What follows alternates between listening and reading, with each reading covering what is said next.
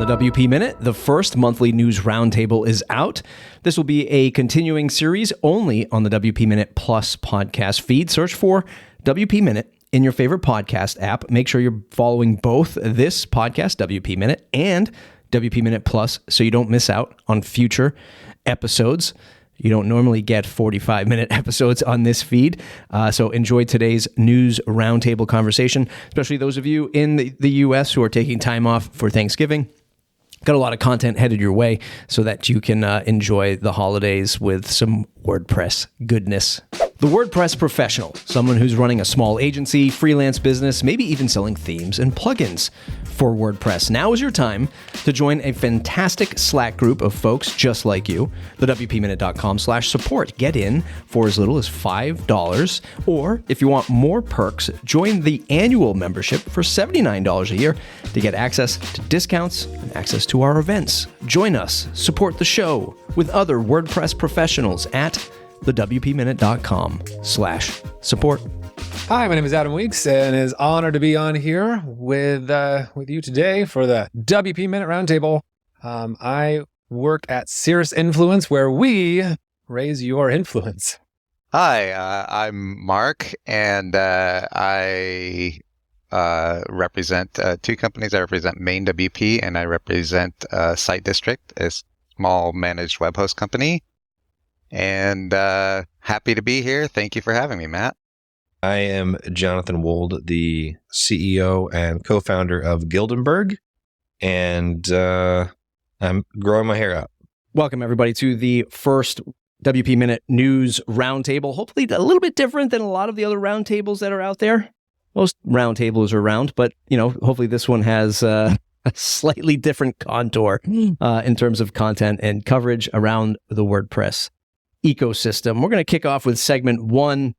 A lot of the big news happening this week is a major figurehead in web technology leaving the post. No, not OpenAI and Sam Altman. Someone even more important, Sarah Gooding, calls it at the WP Tavern. She wrote a post called Last Call, literally her last call at the WP Tavern. Matt posted on the Tavern, what's next, looking for new writers, new contributors. I've got a lot of thoughts on this. I think Sarah is was and is a massive contributor to the WordPress community. There's a big gap there to be filled in coverage, in all things WordPress community. Adam, I'll kick it to you first. What are your thoughts on the body of work that Sarah leaves behind, and maybe what is important to you in WordPress journalism, especially somebody who's, doing the PR thing and you're helping folks get in front of the limelight for WordPress coverage? Say it ain't so. That Sarah she is an incredible person. That has not changed. I'll be curious to see what she does next. Has anybody heard where she's going? She's getting, I DM'd her, she's getting another job in the tech field. But okay, well, congratulations. Not related to WordPress. Congratulations to her. The Tavern is that one spot that that you can go to for just consistent quality content. I really appreciated the take that she took not too long ago when all this kerfuffle went on with Matt and what was happening on Twitter. And she, very rightly so, had as unbiased. I was very impressed with that coverage. That's something that happened recently. And for her to come out of this, any idea? These aren't connected, are they? No. But yeah, I've been very, I'm very impressed with her level of integrity and the competency that she had with talking about the entire ecosystem. It was really well done. Mark, your thoughts? I'm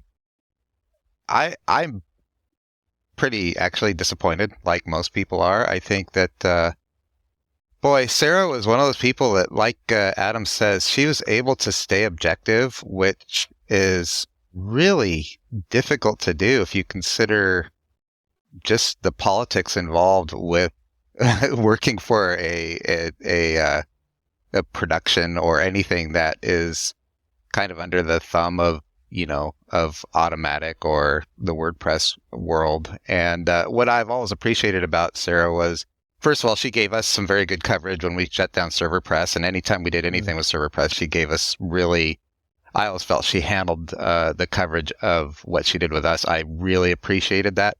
But what I really liked about her and what I think was unique with her was that she was able to understand kind of from a bird's eye view of the impact that things were having on things. So whether it was a technical thing or whether it was a marketing thing or no matter what angle it was, she was always able to approach it in a very professional and well thought out and well presented way. And I don't know that it's going to be hard to find somebody to replace that. I really believe that. So, obviously disappointment. I mean, especially when you look at the tavern just being her for the last, 3 or 4 years when Justin left, went to Automatic, and that's just a tremendous weight, a tremendous amount of stress in order to manage that. Sure, you have Nathan who runs, the podcast side, and maybe there's discussions to sort of transition to, maybe him writing some more pieces and covering the community closer. I haven't talked to him about it, but that's tough. And you look at it and, obviously I have many opinions about running a media site as a part-timer, trying to monetize it, trying to grow it, scale it, bring people in to write and contribute. All of that needs the foundation of cold, hard cash. And you look at, for forever now, it's been one person with no investment from Audrey/Matt back into the tavern. And here we are, like you didn't do your homework and you're about to present it to the teacher. You're scrambling at your desk, trying to finish that homework. I need to hire 2 people to fill this spot. Please, who's going to do it? And, that was Matt's sort of post. Like, man, why haven't you been doing this why haven't you focused on this at least for the last year? Because I personally know she's been pushing for more. Investment's not the right word, but there's more attention on the site, and sadly wasn't getting it. Jonathan, your thoughts on the situation? There's a couple of different streams of thought. It first reminds me a little bit of Andrew Middleton's 10 year. 10 years is a long time in WordPress, and I think from my perspective, there's a gone but not forgotten to this, because Sarah's work will continue to live on for a really long time. That's a tremendous body of work. There's been a ton of things that she's covered. I guess I'm bittersweet.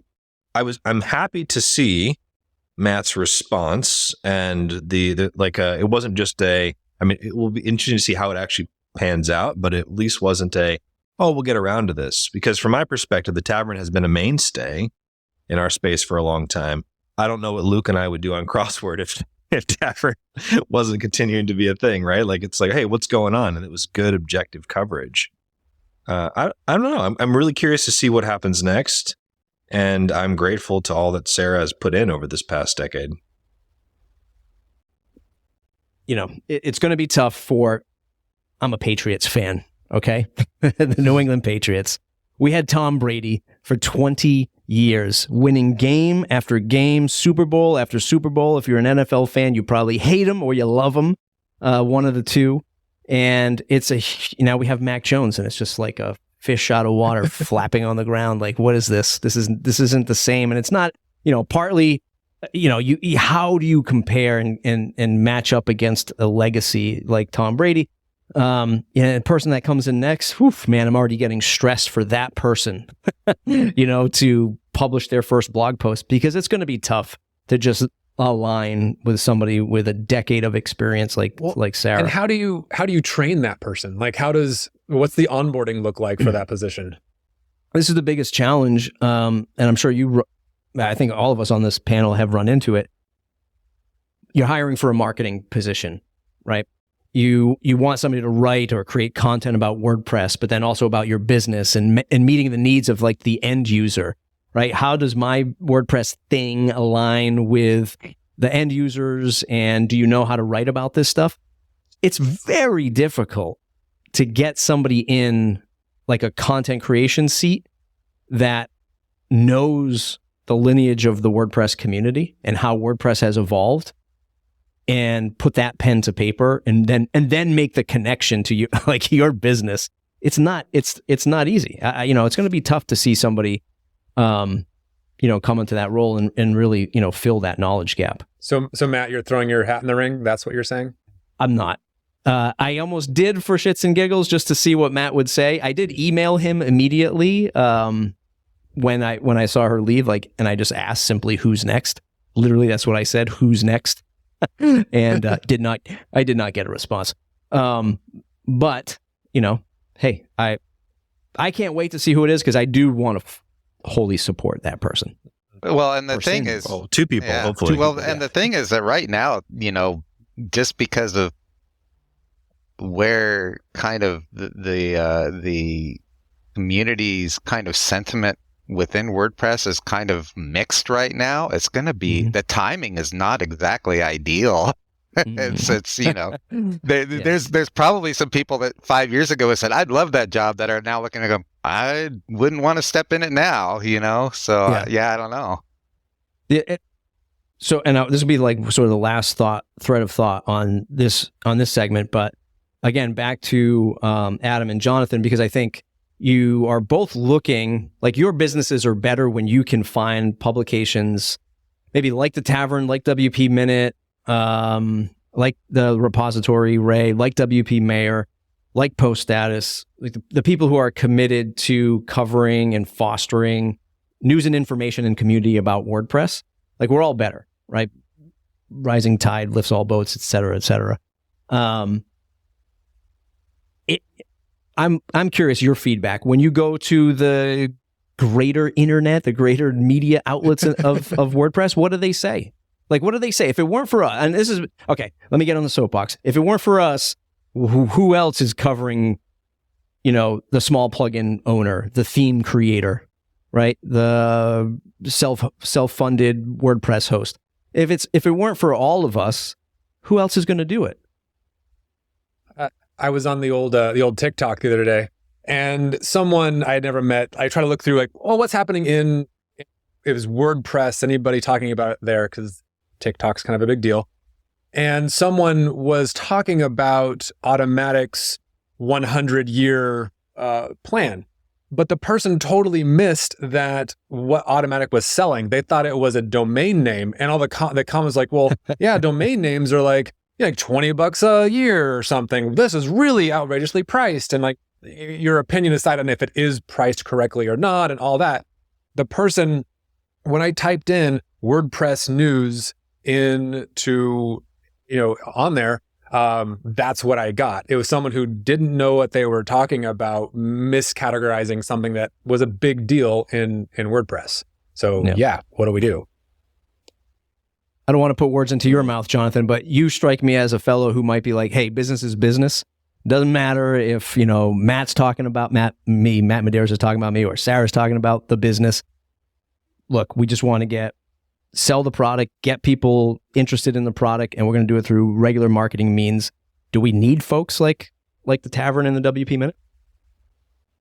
So the reason why yes. And I think it's because in our ecosystem, there's a lot more than business just being business. And there are some, one of the big challenges that we have, there's all these hidden gems, these products, these individuals, people doing incredible work because of our decentralized nature that are pretty hard to find. This is an experience I consistently have after coming up on 19 years, coming across stuff that I've never seen before. And it's places like the Tavern, WP Minute, Post Status, WP Mayor, and the rest the repository especially, that just brings these things to our attention that we wouldn't have otherwise. So I've been feeling for a while, I'd love to see a lot more investment in these areas and tackle some of the misalignments, or it's why is there a funding problem? Has been curious to me for a while. I can understand it at the surface level, but to me, it not getting the resources and attention, which is part of why I was happy with Matt's initial response. We'll see what the outcome. would be a great loss for our space where it's already difficult because of our nature and how spread out we are. But if you're looking for news covers, to WPMinute.com. Let's transition over to segment 2. So segment 2 of the show, we're going to talk about this sort of crossroads, this area of where WordPress is at. I'll give you my feelings, then I'm going to kick it over to the panel. So I have 3 links here. I have Elementor's raising pricing. I have WordPress 6.4 improvements, which also includes the 2024 theme. I think the general sentiment is that everyone's happy with 6.4. I didn't see anybody complain except for the big patch that came out like a couple days after. Hey, I feel like, things are moving forward. 2024, I feel it's a solid theme. It's great for builders, for end users, for freelancers, etc. And then, like I said, you have Elementor raising prices, maybe cutting out some of those features from the low end and kicking people up a notch to you have to get at least the middle plan to get these features. It almost feels like, boys, are these page builders, are they going to survive this? This being the economy, this being WordPress as it improves. And that's all sort of underscored by Matt Mullenweg's tweet that touched upon this. And I'm going to quote his first tweet here. It says, as Gutenberg gets more capable, non-Gutenberg site builders will likely need to continue raising their prices. As one is in the news today, he's talking about Elementor when they announced the price hike. To maintain revenue churn in the face of higher churn and fewer new users. This trend, I don't see this trend happening for Gutenberg-based ones. They'll also need to spend more to keep up as they have to duplicate all the engineering going on into core. It's almost like, hey, look, we've been building this thing. But I look at that and say, yeah, man, that's easy for you to say like 8 years later. Like it's taken you it's taken us a long time to get here. Like I don't think our pitchforks are that sharp where you're going to be going after an Elementor. Even a Beaver builder, even, some of these other builders that are more full-featured, Cadence, for example. There's a lot here. I feel like my projection is over the next 1 to 2 years, feature themes are really going to grab hold of the builders out there. And as WordPress gets easier, sure, the mom and pop shop, much easier for them to jump into WordPress. And hopefully that's a win for everyone. The easier it is to onboard into WordPress, the better we'll all do, right? The better Elementor will do, the better Beaver Builder will do, because there'll be these jumping off points, these graduation points. The worst thing to happen is when people touch WordPress today and they go, this thing sucks. Why do I want this? And then they just leave and they never get exposed to a WordPress product again. That's my sort of 1 minute drill of that. Mark, how you feeling? I'll give it to you first. I actually surprisingly don't have a huge opinion on this. It's really hard to see where things are going. I do think that if they don't jump on the Gutenberg bandwagon, they're going to end up in a bad way. I had an interesting experience in Phoenix, WordCamp Phoenix, where I was with Matt Kapala, and we were on the elevator, and this woman who had nothing to do with the conference was on the elevator with us, and she saw that we were at the WordPress conference, and she said, "Oh, you're with WordPress?" She says, "I hate WordPress." and we're like, "Well, we're at a conference for WordPress," and she's like, "You work for WordPress?" And then she proceeded. It was funny. Her boyfriend actually ended up grabbing her by the arm and dragging her off the elevator because she was so mad at us about WordPress. And she says, I ended up going to Wix, and I think it's, you were talking about the ease of use as it gets easier and easier. We're going to get more mom and pops. But I think the issue that we're still going to be running into overall is really performance and speed. And being able to build on the back end. And I think that's one of the things that things like Wix and Squarespace will always have over WordPress, because WordPress was built as a system first with all the drag and drop and builders as a secondary thing, whereas Wix and Squarespace are built as we're builder first and everything else second. And so as far as raising the prices go, I kind of agree with Matt that the only way they're going to be able to deal with churn is and loss of customers is by raising the prices. but they need to add more value there. I don't know how to do that. I'm glad I'm not in that business. So I've been following Elementor pretty closely for the past couple of years, and I'm fairly up to date on what's going on in the builder space generally. And I don't think these things are connected. I don't think I can understand where Matt would draw that conclusion, but I don't see a connection between Gutenberg's advancements and Elementor raising its prices as like a defense. Because if you look at by market share right now, Elementor, I'm pretty sure, yes. So 2 years ago with Google, we worked on there's the Web Almanac project that does data, and I was the author of that year's chapter. And we added the section for page builders. So we have the data. It'll be interesting to look at this again next year.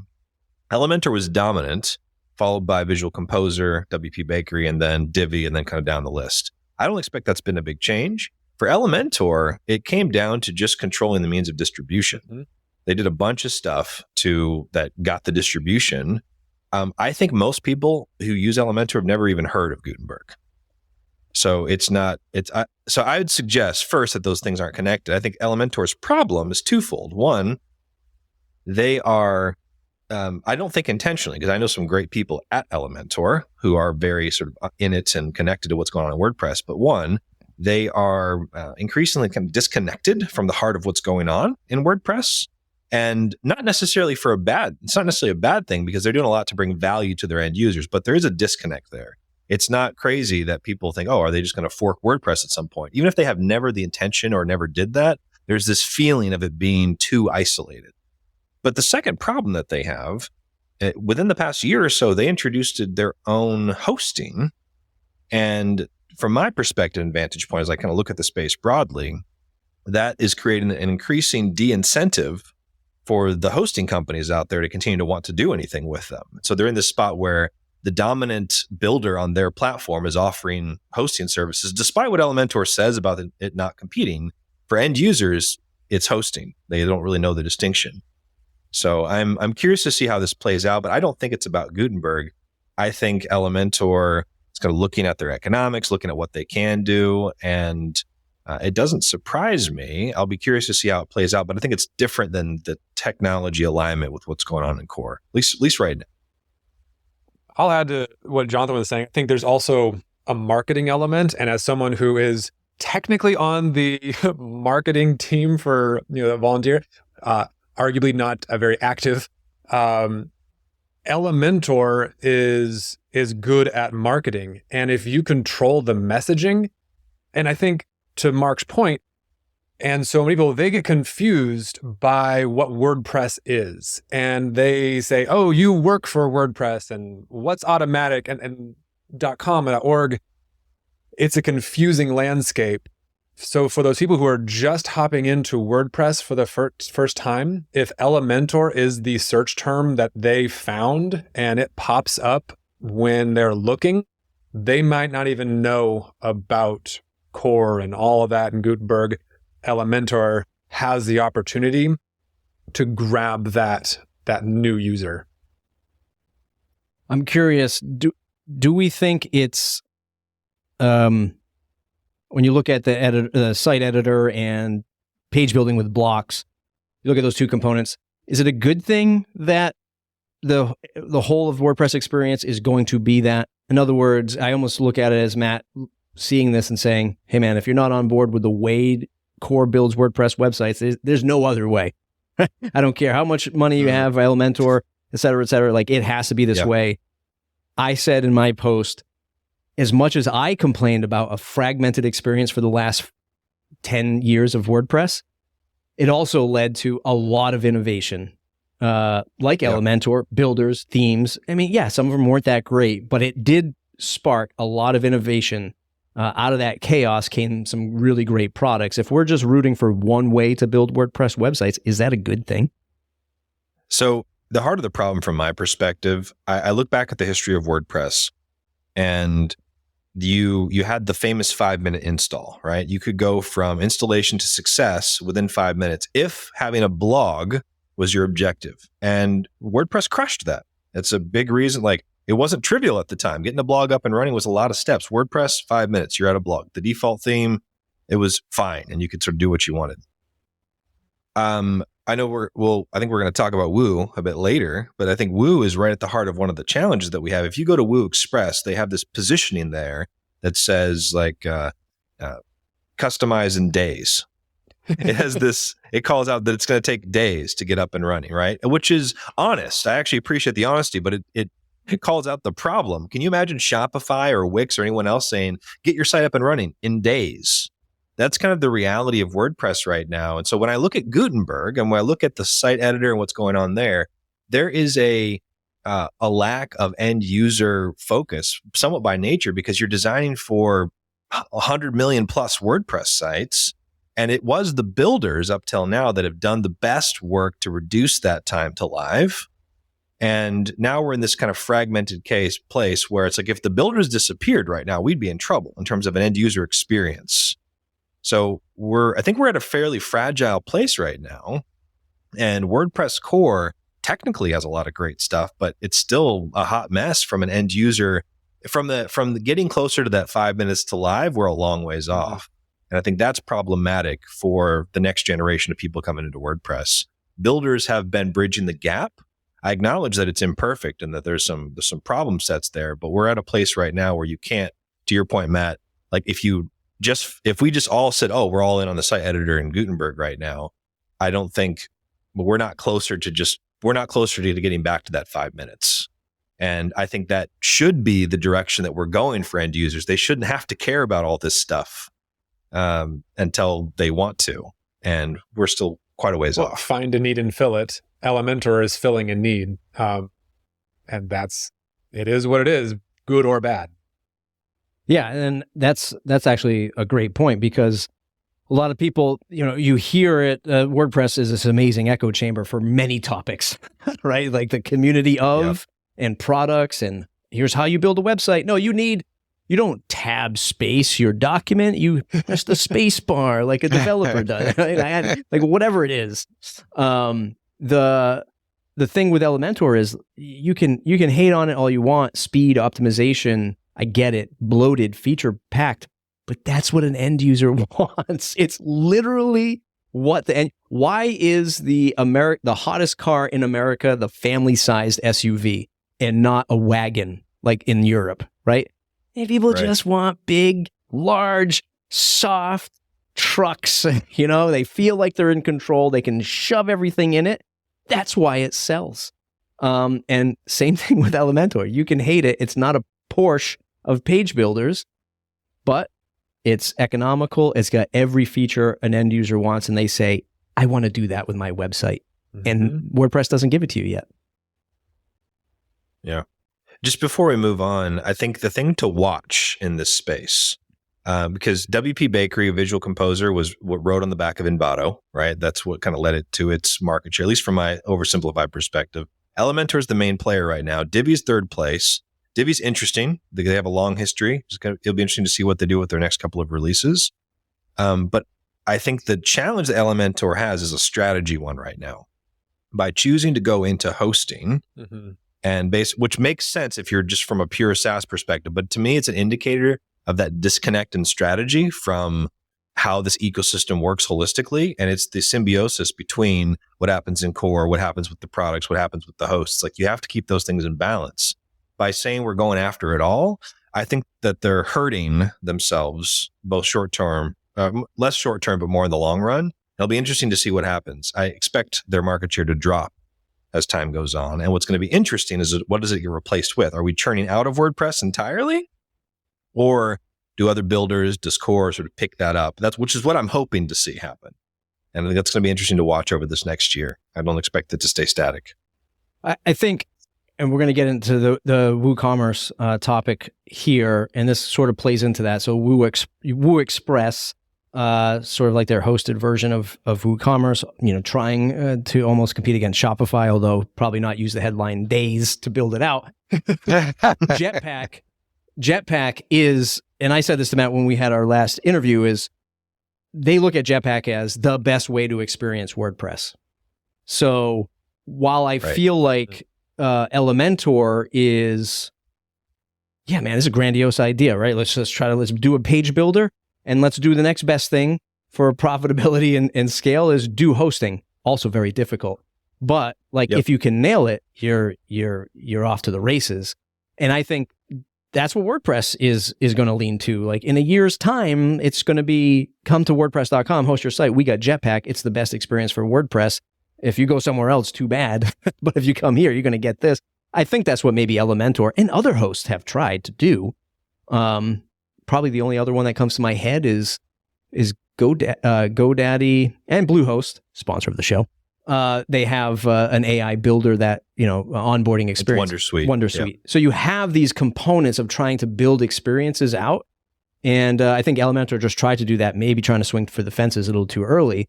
But a lot of other hosts are going to try to go down this path. Did you have something you wanted to throw in there at the end, Jonathan? No? So I don't think it's good long term for the ecosystem. Yeah. That's the heart of it. I think it's a natural progression. WordPress.com added on its it's been making some moves in the you can now join the marketplace there and you get on WordPress.com and WooCommerce, which is interesting. I think it's natural. I just don't think it's the best thing that we could do in this space. And it's like, I think ultimately what happens is if you get it to a future state where you've got a bunch of bifurcated sub ecosystems, you have the experience for WordPress over here with Bluehost, you have the one over here with GoDaddy, you have the one over at .com. And it makes sense that you'll have folks like .com say, hey, we're just going to, we just can't figure this out. We're just going to kind of do our own thing. I just think it's unfortunate and it's more short-term thinking than long-term. Will .com get more aggressive? And like, I guess my question is, if .com and Automatic really pushed hard, could they really upset the ecosystem more? How much are they trying to protect it? So here's the thing. As a former automatician, I worked at WooCommerce for 18 months and right when COVID started, so I got a lot of like front row experience. I have a lot of really good things to say about my time. One of the challenges at Automatic is that it's quite siloed. Like different organizations can do different things. There's a lot of autonomy, which has a lot of upside. But one of the downsides is that what WooCommerce is doing over here is quite different from what .com is doing over here, which is versus what Jetpack is doing over here, and so on and so forth. And it's not uncommon to see like from an Automatic perspective, it's like you're going in different directions. So we're not sure what we're doing. So it's hard to say. .com generally, though, has been pretty aggressive in its positioning. They see themselves as we're just competing against the other hosts. But what it's hard to take into account is that hurts Jetpack's ability to get buy-in with all the other hosts. It also hurt WooCommerce's ability to get that buy-in as well. It's like, how is this not just you pushing .com? And so it creates some challenges, and I expect them to be more frustrated and more aggressive as time goes on. And we'll see how that pans out. And we kind of see this right happening with, WooCommerce now, Woo, right? Woo.com. You can go and you can get the hosting, and 100%. It's you got WooCommerce, you've got .com, you've got Jetpack. Where is this experience going? My thought is all this is going to do is just push the whole of Automatic to having a more centralized WordPress experience when you get to WordPress.org. It's going to be like, hey, by the way, we get these other things over here, and then we get this open source WordPress thing. Here's WordPress, the best way to do it. You want your own website?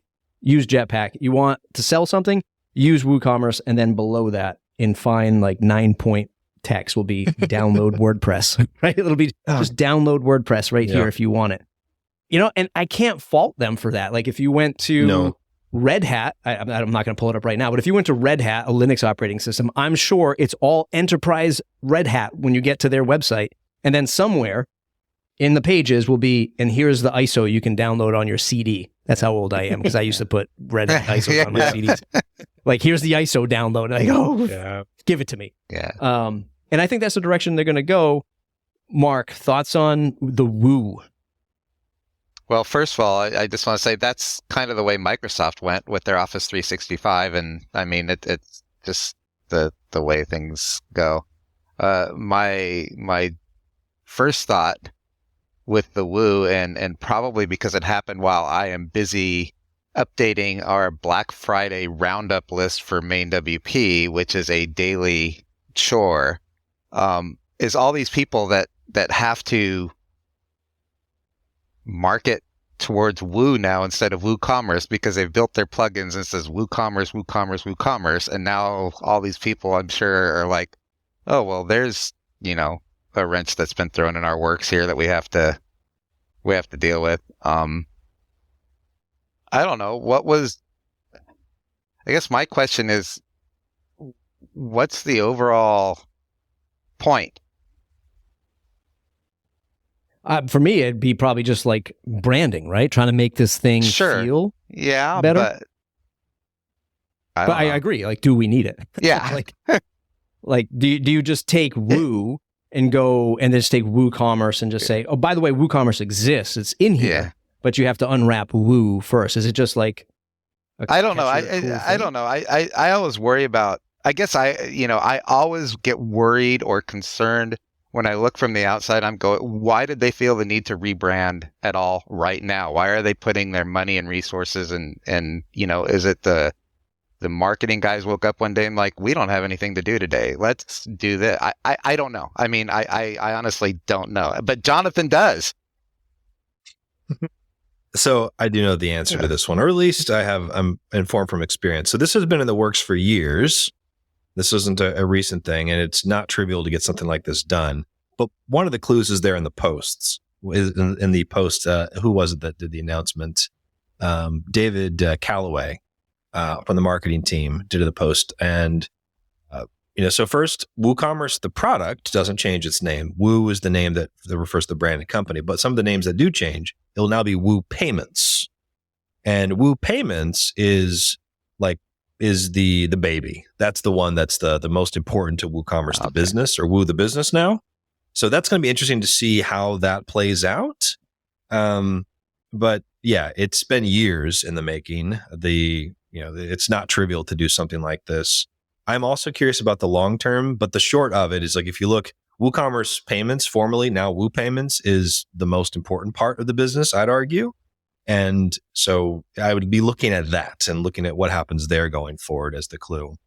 And from my perspective, when you look at Woo the business, they're still a bit torn.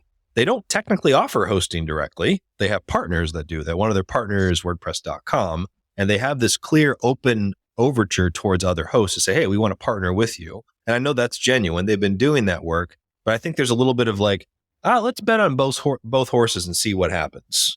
If WordPress.com wins, we're a good place to benefit from that.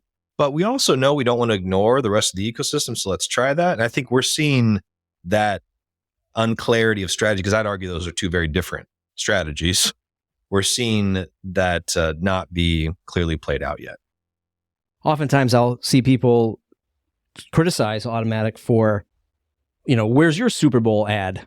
Where are the ads? Like if you look at, when I go onto the YouTube channel to upload stuff, like it's just, I'm constantly getting hit with Wix and Squarespace ads, right? And none of that stuff is showing. By the way, if you're a marketer in WordPress and you're wondering like why your stuff isn't selling, look at a Squarespace and a Wix ad. It has nothing to do with the software, the drag and drop. It is nothing. It's always somebody painting on a canvas, cooking a dish, taking a photo, and then at the end, it's like, you can do this with Wix.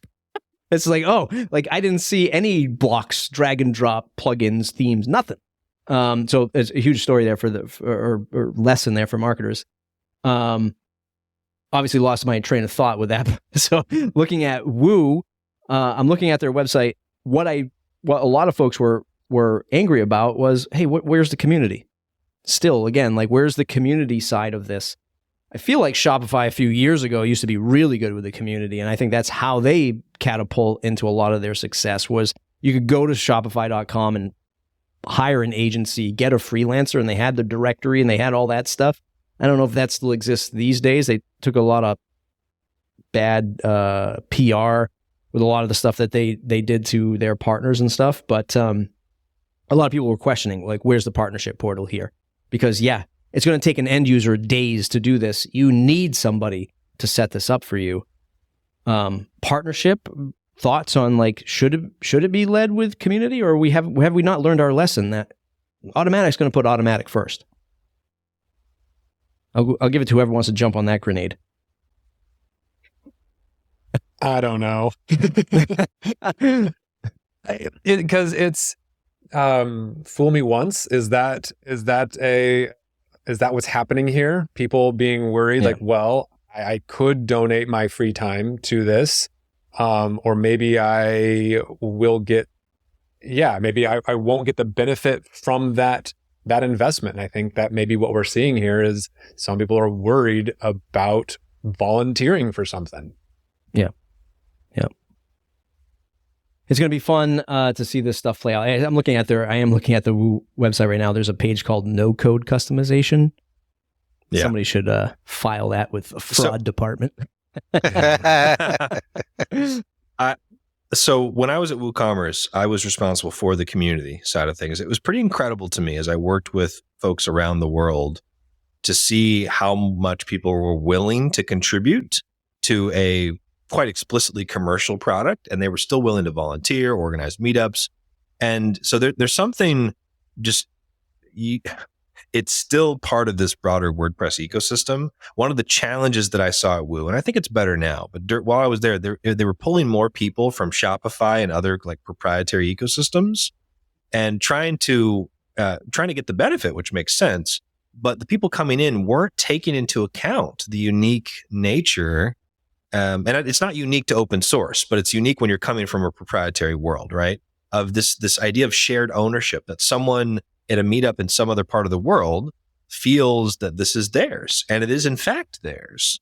And so we're at a place right now where we're not seeing, like, you go to the hosting page right now and it's like WordPress.com, Pressable, VIP. If you go down a little bit further, there's some of the other SiteGround and Bluehost and other trusted partners, but they're clear second and third class citizens. When the reality is that the majority of WooCommerce is hosted outside of Automatic.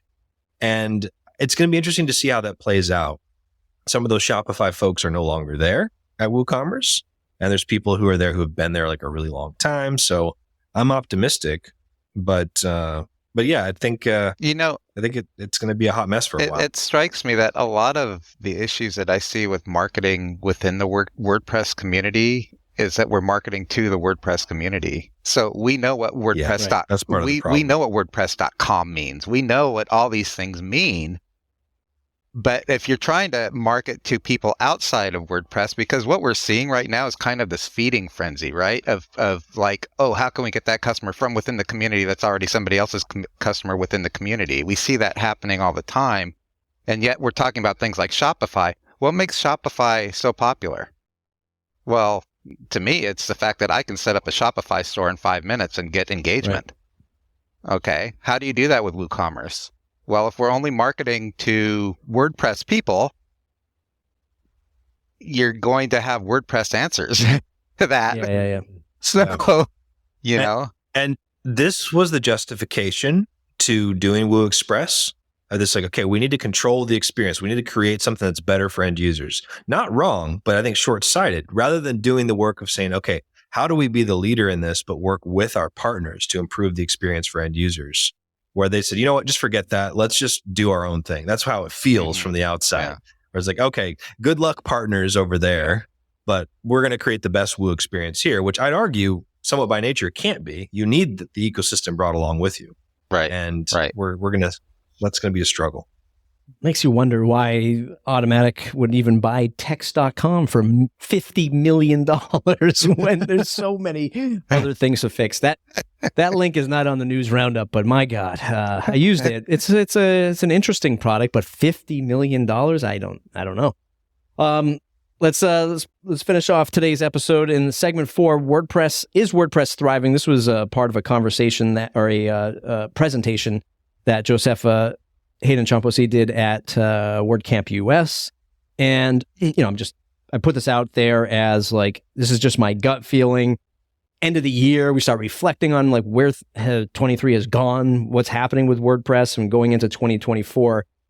And just seeing all of the fever dreams that Mullenweg was in on Twitter, what happened in the community. Software's getting better. I think we're on an upswing with people being more positive with block building. And is WordPress thriving is the lens that I'm literally going to be looking at all of this through, because I'm hoping that upper management means it. Like, I hope it's a thing that everyone is bought into, and I won't let that go, at least for the next year. And that's how I'm going into 2024. Awesome. Is all of this stuff, is WordPress thriving? Does anyone have any thoughts on the WordPress thriving? Who wants to take that one first? No direct question, obviously, but what are your thoughts on how you're evaluating, is WordPress thriving? It's a yes and kind of a thing where there are people, I guess, when you, not to get too philosophical, but what is WordPress? I mean, it's code, but it's a community, it's people, it's companies, it's people trying to make a living, and it's people like us talking about it. I am constantly encouraged when I am in the different Slacks in our community about people who are just willing to help out. Like, wow, you took time to write a really thoughtful answer to this person that you maybe not know at all. That's an incredible thing. Go to these WordCamp events. Wow, like people are showing up for this stuff. And I'm seeing new content being created. There is a general, it just keeps going. There is an enthusiasm for the project. At the same time, there are significant reasons why we can all be concerned about the future of it. And so it's a yes, and we need to make sure that the guardrails for some of these different things happen. What's going to happen with AI? Because we need to make sure we at least say that a couple of times in here for the algorithm. How will WordPress integrate with AI, and what's that going to do? Nobody knows. Mark, any thoughts? I actually agree with Adam. It's definitely a yes and how do we define WordPress is a huge question that I have concerns because I think that one of the major reasons, if not the major reason for the growth of WordPress was and is the community. And the concern that I have is that, blame it on COVID for sure, but it seems like we haven't gotten back to this idea that what drove the community was these live events, these face-to-face events. And WordCamps are taking a whole different shape than they used to. It's becoming more and more difficult for sponsors to come in. So for the new people to come in and get their names known, it's becoming more expensive. And, this is one of those things that I actually spoke with Andrea Middleton, speaking of whom, back in 2014 or something. I said, the way WordPress is going, we're going to end up in a situation where it's evolved too much and it makes it hard for people to get into the community. And that's just natural evolution. Are we thriving? What does that mean? I mean, have we peaked? Is that really more the question, right, that needs to be asked? Because, 43% of the internet, with the next in line is at what, 9 or 10% or something like that? That's huge. So do we just look at it and go, okay, let's just maintain? Or, what does thriving mean? Does it mean we keep adding percentage points? Well, those percentage points are going to be like fractions of a percent at this point. So I think community is where it's at. I think that building a good, solid piece of software that just works is important. But if the community doesn't exist to back it up, because it is community driven, it is open source, all those things, we're just going to run into more and more experiences where we run into people on the elevator who have no clue what WordPress is. Damn you, Mark, for making this software. So I've got a couple of thoughts on this. The first is as I look at it, I think the key is to look at the health of the ecosystem itself as a whole. It's not just the software, as Mark references the community. There's so many different parts and pieces to it. So it's interesting. How do you measure that, especially in a decentralized space? And what I personally pay attention to So I was just double checking. So if I'm recalling this correctly, I think Josefa has been on the job for 7 years. So I'm hoping we have at least another good 3 years before she hits the 10-year mark in context of kind of where we started this out. I have a lot of confidence in Josefa's leadership and the team that she's building around her. So that's for deep-seated reasons. I've seen what she and her team have done through some pretty big challenges. So that's an important indicator to me, is like, how's that team doing? What I'm paying attention to the most right now, though, are how are the product companies within our ecosystem actually doing? To me, like, if you think about the framing of WordPress as an app store, or WordPress rather as an operating system, the products are like the apps for it, right? And how are they doing? And there's a lot of struggle. There's products that are doing quite well, but they're fractions of what they could be in terms of the market share. So how is that going to work? And that, to me, that succeeding really comes down to how effectively we can do partnership within this space, how systematically, and that's not trivial. I think it's quite doable. But if that is done, then I think we have a lot more resources and momentum that can be harnessed back into the project. And if it's not, then I think at some point, the trade-offs of decentralization just carry their natural course. And we just bifurcate, and it's it's going to be very hard to ever kill off this ecosystem. But I would say, like, thriving is not to be taken for granted. It doesn't just happen. 100%. So it'll be interesting to see how the next couple of years go. All right, gentlemen, thanks for hanging out today in our first roundtable here at the WP Minute. Adam, take us out. Where can folks go to say thanks to you for hanging out today? Well, there's a really cool Slack community that the WP Minute has, and you can always find me there, of course, on post status, but cirrusinfluence.com if you're interested in some of those product companies Jonathan was talking about, PR exposure. And then, LinkedIn is also a healthy place for me to hang out as well. Mark. I'm also on the WP Minute. In fact, that's how Adam and I actually connected. Actually, it's a great community. I'm also on Twitter at Mark Benzak. I won't call it that other thing. Is it still called Twitter? I won't call it that other thing yet.